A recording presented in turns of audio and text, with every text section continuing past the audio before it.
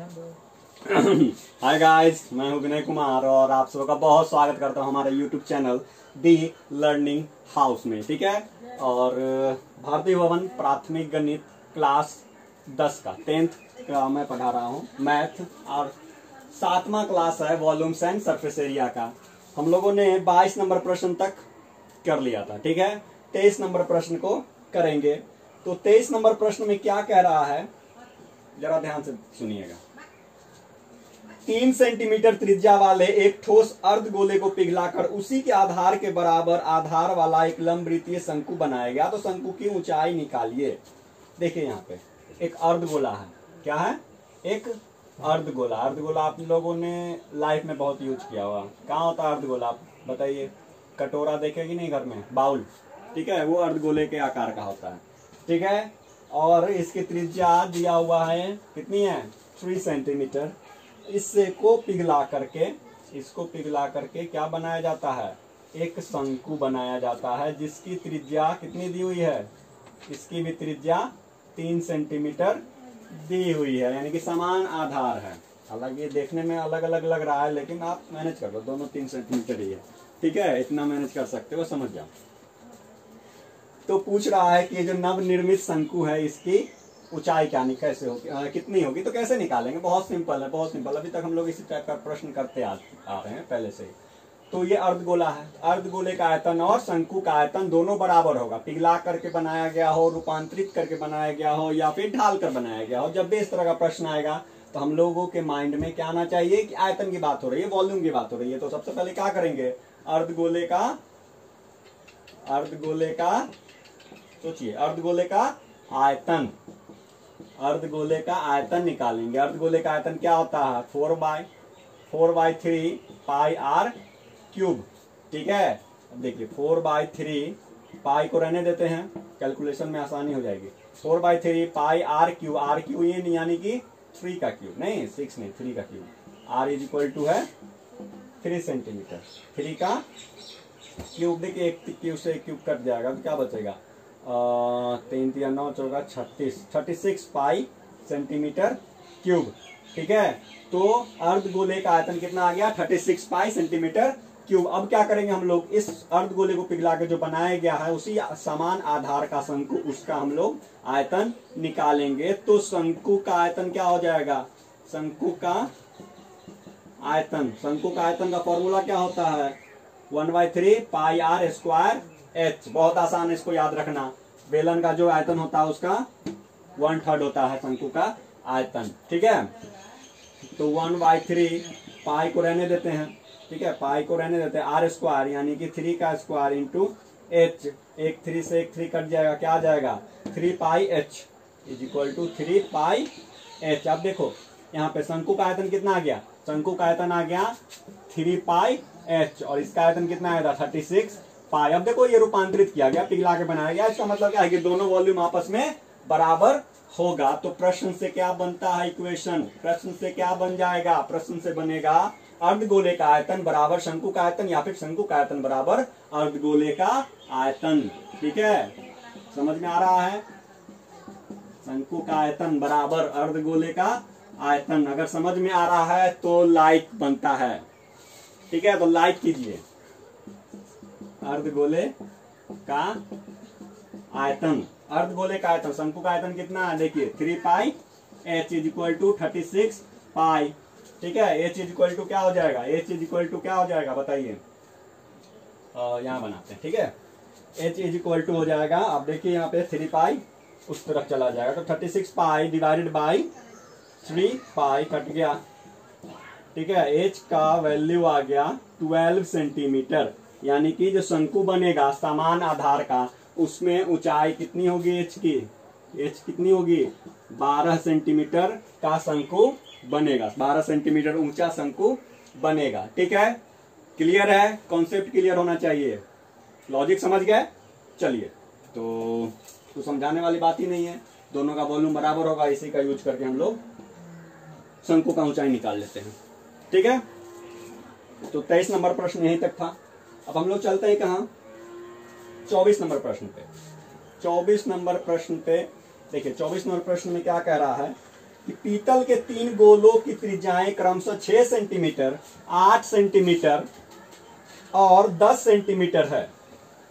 इन गोलों को पिघलाकर एक बड़ा ठोस गोला बनाया गया, तो इस बड़े गोले की त्रिज्या ज्ञात कीजिए। देखिए यहाँ पे फिर से वही बात आ गई कि छोटे छोटे गोलों को पिघला के एक बड़ा गोला बना दिया गया है, तो बड़े गोले की क्या निकालना है, हमें त्रिज्या निकालनी है।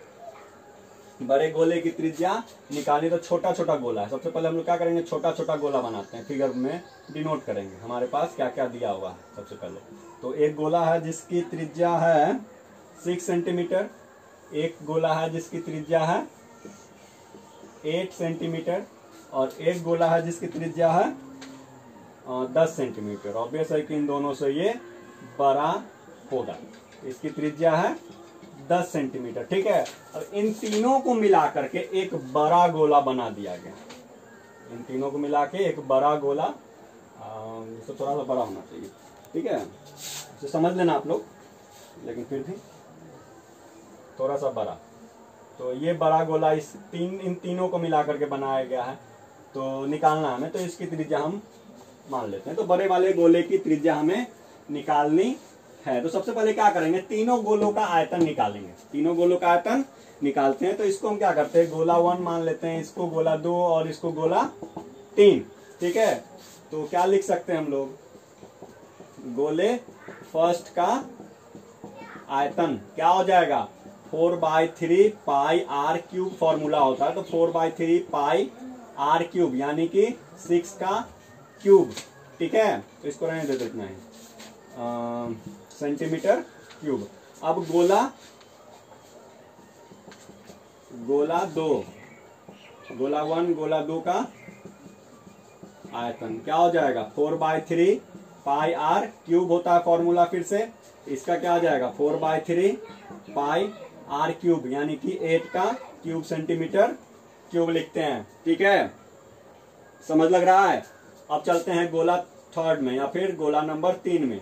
तो गोला 3 का आयतन, गोला 3 का आयतन क्या हो जाएगा, देखिए गोला 3 का आयतन हो जाएगा हमारा 4/3 पाई आर क्यूब फॉर्मूला होता है, तो 10 का क्यूब भी लिख सकते हैं हम लोग, तो सेंटीमीटर क्यूब, ठीक है। अब देखो इन तीनों को मिलाकर बनाया जाता है, क्या बनाया जाता है, एक बड़ा गोला। तो बड़े गोले का आयतन क्या हो जाएगा, बड़े गोले का आयतन क्या हो जाएगा, कुछ नहीं करेंगे, तीनों गोले के आयतन को हम लोग बस सिंपली जोड़ देंगे, सिंपली जोड़ देंगे। तो क्या हो जाएगा बताइए, 4/3 पाई इंटू 6 का क्यूब प्लस 4/3 इंटू 8 का क्यूब प्लस 4/3 इंटू 10 का क्यूब, ठीक है। अब देखिए, तो बड़े गोले का आयतन तो हमें इनको जोड़ने से प्राप्त हो जाएगा, लेकिन त्रिज्या हमें नहीं मालूम है। तो क्या करेंगे, इसे मालूम करने के लिए फॉर्मूला देखिए क्या होता है, गोले का आयतन 4/3 पाई आर क्यूब। आर हमने माना है यहाँ पे बड़े गोले की त्रिज्या, R cube is equal to क्या हो जाएगा, देखिए यहाँ पे क्या कॉमन हो जाएगा, ये पाई छूट गया, यहाँ भी पाई छूट गया, तो 4/3 पाई कॉमन हो जाएगा, अंदर क्या बचेगा, 6 का क्यूब प्लस 8 का क्यूब प्लस 10 का क्यूब। देखिए यहाँ पे क्या कट जाएगा, पाई से पाई कट गया, 4/3 से 4/3 कट गया, R cube is equal to क्या आ जाता है हमारा, चलिए क्यूब को हटा देंगे, तो आ जाएगा हमारा 6 का क्यूब प्लस 8 का क्यूब प्लस 10 का क्यूब। अब क्यूब को हटा दीजिए, ये आ गई कहाँ पे, यहाँ पे। तो इसको हम लोग कैलकुलेट कर लेंगे, घर पे कर लेना, बहुत आसान है। ये 8th क्लास में आप लोगों ने सीखा होगा, घनमूल निकालना, वर्गमूल निकालना, ठीक है। तो यहीं तक था ये क्वेश्चन, ये प्रश्न, त्रिज्या निकालनी थी बड़े गोले की। तो रहने दे, इसको कैलकुलेशन घर पे करना है, कोई कंफ्यूजन नहीं होना चाहिए। कैलकुलेशन तो आपको खुद ही करना होगा, आप जितना कैलकुलेट कीजिएगा, जितना गुना भाग कीजिएगा, आपका कॉन्सेप्ट उतना ही क्लियर हो जाएगा, गलती होने के चांसेस उतने ही कम होते जाएंगे। तो अब चलते हैं हम लोग कहाँ, 25 नंबर प्रश्न पे, ठीक है। 25 नंबर प्रश्न में क्या कह रहा है,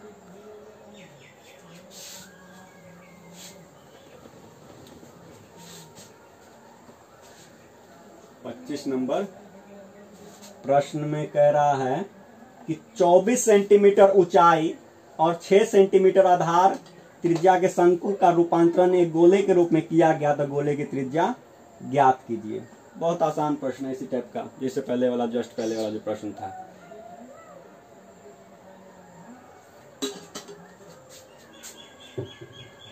ठीक है, देखिए एक शंकु है, क्या है, एक शंकु, मार्क कर देते हैं।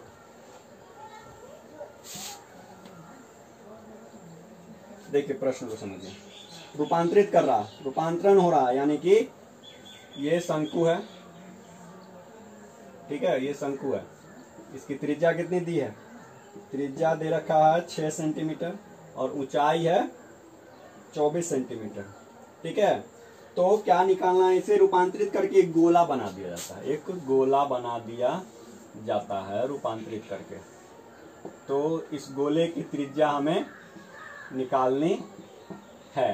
तो रूपांतरित करने वाली बात है तो ऑब्वियस है, सिंपल वही थिंक, वही कॉन्सेप्ट लगेगा, वही लॉजिक लगेगा, इसका आयतन और इसका आयतन आपस में बराबर होगा। तो सबसे पहले क्या करेंगे, सबसे पहले करेंगे शंकु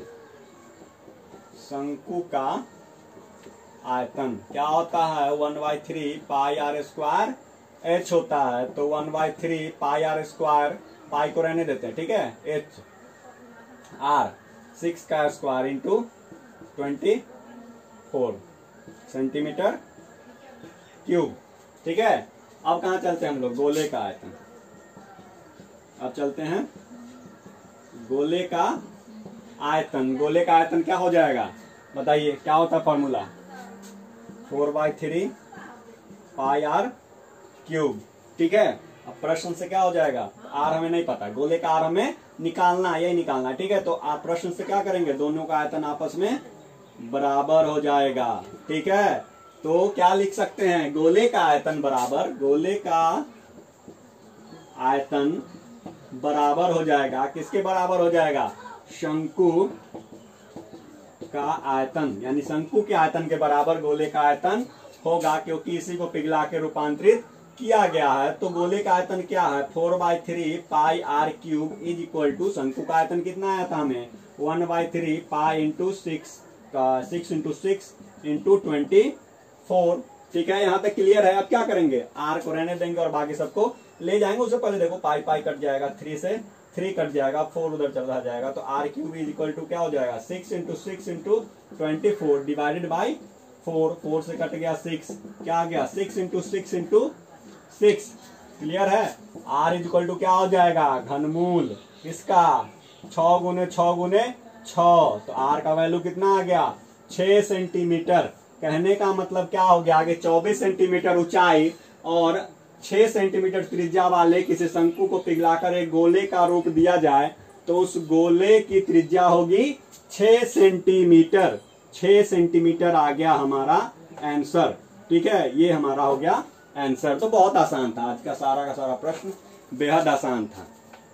उसी लॉजिक, उसी कॉन्सेप्ट पे रूपांतरित किया गया है तो आयतन बराबर होगा, पिघलाकर बनाया गया तो आयतन बराबर होगा, ढाला गया तो आयतन बराबर होगा। ठीक है, तो आई थिंक आज के लिए रहने देते, इतना ही पर्याप्त है। घर पे प्रैक्टिस करना है, मैंने बना दिया, इसका ये कतई मतलब नहीं है कि आप बस उतार लो बात खत्म हो गया, नहीं, आपको खुद बनाना है। आप यहाँ से समझो, आप बनाओ। ठीक है, नहीं समझ में आया तो वीडियो को रिवाइंड करो, फिर समझो। उससे भी नहीं समझ में आया तो कमेंट कर सकते हो, मैसेज कर सकते हो, बस फोन मत करना। ठीक है, चलो आज के लिए इतना ही रहने देते हैं, बाय।